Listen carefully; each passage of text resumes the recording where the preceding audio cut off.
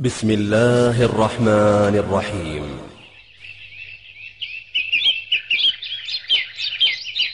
ومن أحسن قولا ممن دعا إلى الله وعمل صالحا وقال إنني من المسلمين. Le site islamhouse.com a l'honneur de vous présenter cette œuvre. Allahu Akbar, Allahu Akbar, Allahu Akbar,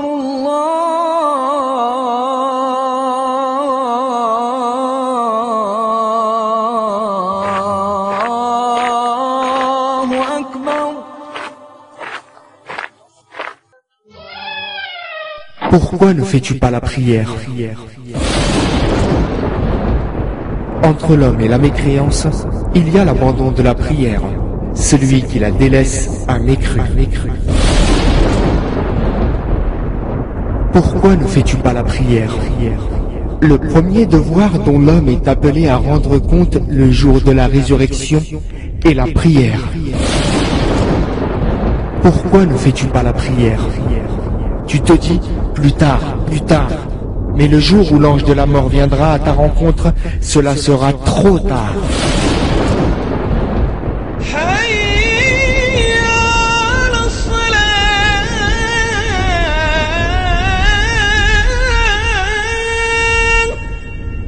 Quelles excuses présentent ceux qui n'accomplissent pas la prière? Première excuse. Moi, alhamdoulilah, je vole pas, je mens pas. Je pense pas que ce soit si grave que ça de pas faire la prière. Mieux vaut être comme moi, plutôt que faire la prière et en même temps mentir, sortir en boîte comme j'en connais. Allah le Très-Haut dit: فخلف من بعدهم خلف أضاعوا الصلاة واتبعوا الشهوات فسوف يلقون غيا. Puis, leur succédèrent des générations qui délaissèrent la prière et suivirent leur passion. Ils se trouveront en perdition. Jabir rapporte: j'ai entendu le messager d'Allah, paix et bénédiction d'Allah sur lui, dire: entre l'homme et la mécréance, il y a l'abandon de la prière. Celui qui la délaisse a mécru. La prière est donc ce qui nous différencie des non-croyants.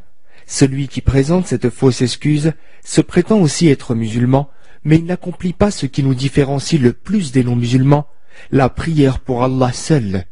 Ce n'est pas le fait de ne pas voler ou de ne pas mentir qui nous différencie en premier lieu des autres religions, car des chrétiens peuvent être meilleurs que des musulmans sur ce point, mais c'est notre croyance et notre prière qui nous différencient en priorité. Certes, le mensonge, le vol, la fornication sont de graves péchés, mais l'abandon de la prière reste malgré tout pire que ces péchés. Il n'est pas honnête de condamner une attitude alors que la nôtre est plus à plaindre. Alors, nous conseillons à cette personne de regarder ses péchés avant ceux des autres. Commence par ta personne en lui interdisant sa déviation. Si elle cesse d'être déviée, tu es certainement doué de raison. À cet instant, on acceptera ta parole et un exemple tu seras. Ce que tu dis sera pris en compte et ton enseignement servira. N'interdis point un comportement que toi-même tu commets. Honte à toi si tu effectues ce que toi-même tu condamnais. Deuxième excuse. Je fais trop de bêtises pour pouvoir prier. Franchement, ce serait de l'hypocrisie de ma part de prier dans cet état. Quand j'arrêterai mes bêtises, là je me lancerai dans la prière. Allah le Très-Haut dit: إن الصلاة تنهى عن الفحشاء والمنكر. En vérité, la prière préserve de la turpitude et du blâmable. Et il dit également: يا أيها الذين آمنوا استعينوا بالصبر والصلاة إن الله مع الصابرين. Ô vous les croyants, cherchez secours dans l'endurance et la prière. C'est la prière qui donne la force d'arrêter ce qui est blâmable, c'est elle qui aide à arrêter tous les vices. C'est donc la prière qui doit être accomplie avant de pouvoir se délier des péchés, et non l'inverse. De plus, Allah le Très-Haut dit: وَأَقِمِ الصَّلَاةَ طَرَفَيِ النَّهَارِ وَزُلَفًا مِّنَ اللَّيْلِ إِنَّ الْحَسَنَاتِ يُذْهِبْنَ السَّيِّئَاتِ ذَلِكَ ذِكْرَى لِلذَّاكِرِينَ. Et accomplis la prière aux deux extrémités du jour et à certaines heures de la nuit. Les bonnes œuvres dissipent les mauvaises. C'est un rappel pour ceux qui réfléchissent. Le prophète, paix et bénédiction d'Allah sur lui, a dit: les saintes prières sont-elles un fleuve passant près de sa porte et où l'on se lave 5 fois par jour. Ainsi sont expiés les péchés. Si les prières sont établies entre autres pour nous laver de nos péchés, est-il logique d'attendre de ne plus faire de péché avant de commencer à prier?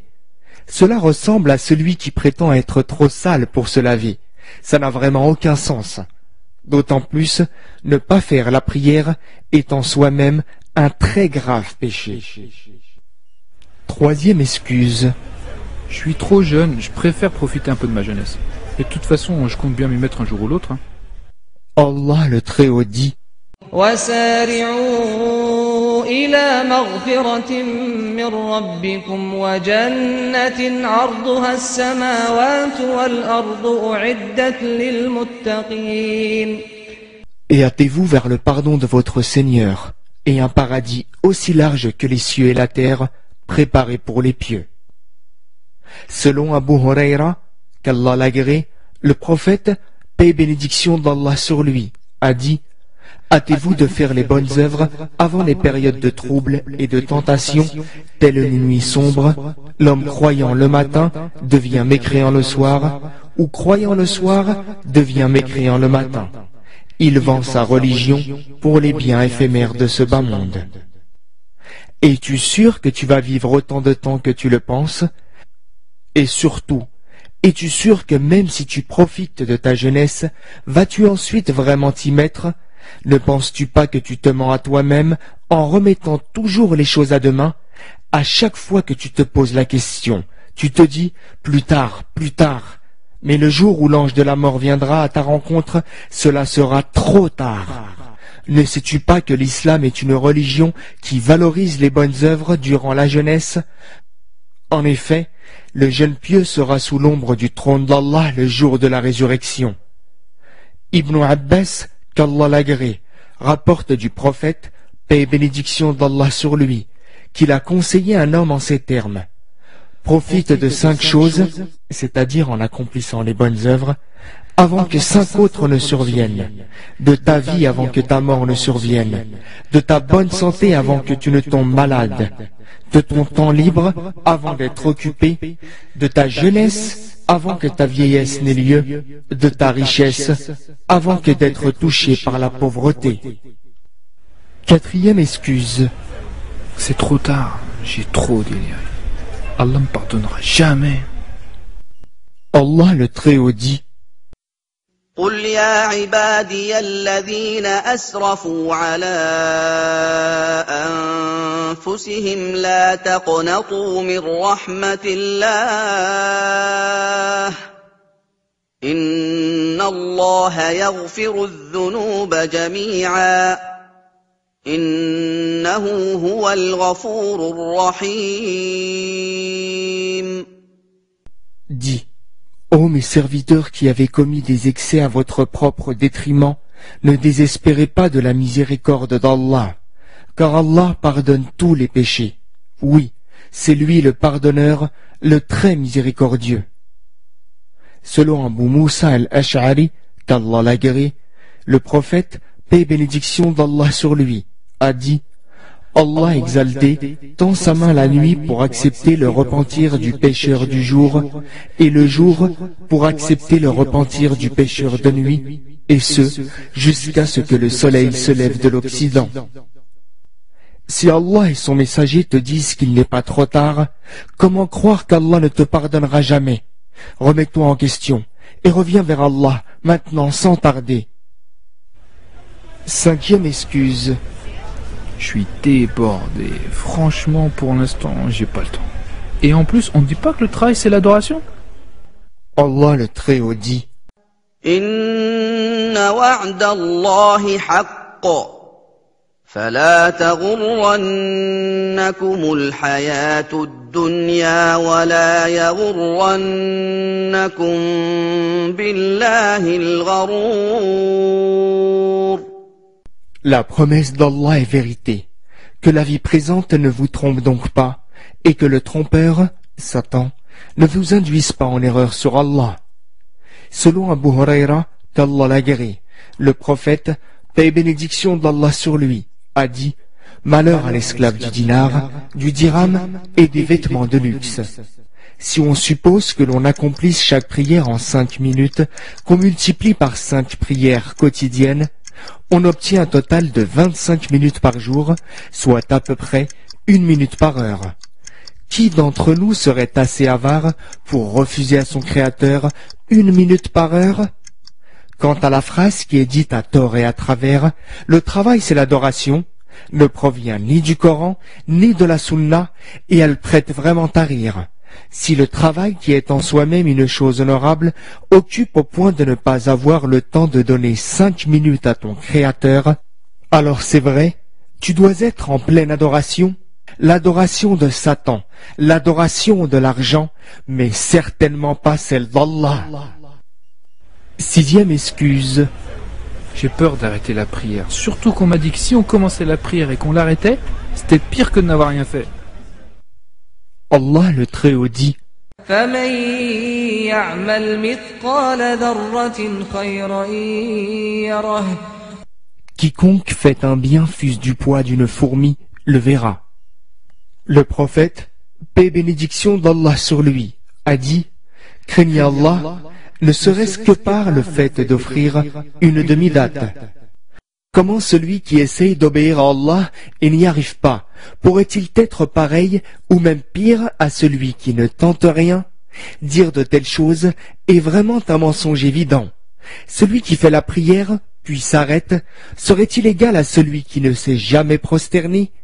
Que fait-on lorsqu'un bébé apprend à marcher et tombe puis retombe? Lui dit-on: arrête de vouloir marcher, tu vas encore tomber. Mais non, on l'encourage. Il est stupide d'empêcher son bébé de marcher parce qu'on a peur qu'il tombe encore. Il est aussi stupide de ne pas prier parce qu'on a peur d'arrêter. Septième excuse. La foi, c'est dans le cœur. Allah le Très-Haut dit: الذي خلق الموت والحياة ليبلوكم أيكم أحسن عملا. Celui qui a créé la mort et la vie afin de vous éprouver, qui de vous est le meilleur en œuvre? Si nous sommes sur terre, c'est bien pour prouver notre foi justement. Et comment? Avec nos actes. C'est bien beau de dire à quelqu'un je t'aime, mais si tes actes ne suivent pas, il s'apercevra très vite que c'est du mensonge. Il est plutôt juste de dire que la foi est ce qui est solidement ancré dans le cœur et qui est prouvé par les actes. Huitième excuse. Moi, j'aimerais bien faire la prière, mais j'ai un problème au genou. Allah le Très-Haut dit: يريد الله أن يخفف عنكم وخلق الإنسان ضعيفا. Allah veut vous alléger les obligations, car l'homme a été créé faible. Selon Imran ibn Hussein, le prophète, paix et bénédiction d'Allah sur lui, a dit: prie debout. Si tu ne peux pas, alors assis. Si tu ne peux pas, alors sur le côté. L'islam, c'est la facilité. Le malade n'a pas à souffrir pour accomplir la prière, car Allah l'a facilité. De même, quand on est en voyage, ce qui souvent est épuisant, alors on raccourcit notre prière. Quand on ne trouve pas d'eau pour se purifier, alors on peut le faire avec de la terre. Tout cela pour que l'on n'éprouve aucune peine dans nos adorations. On voit bien qu'il n'y a donc aucun argument plausible pour celui qui ne pratique pas la prière. Ne vous faites pas avoir par les ruses de Satan et ses illusions. Allah est bien véridique. Il dit: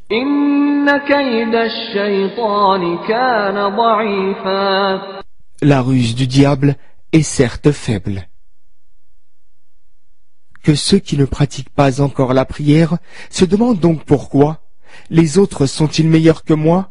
Sont-ils plus intelligents que moi? Pourquoi eux et pas moi? Pourquoi?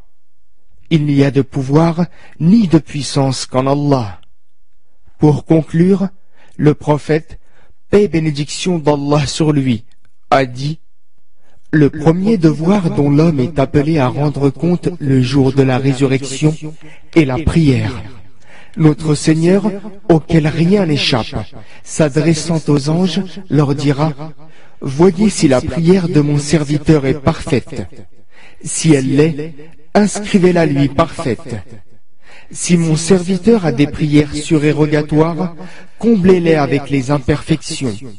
Ainsi, il en sera pour tous ses actes. Que présenteront ceux qui n'ont ni prières obligatoires à leur actif, et a fortiori ni prières surérogatoires? Réfléchissez, mes chers frères et sœurs. Commencez à faire la prière.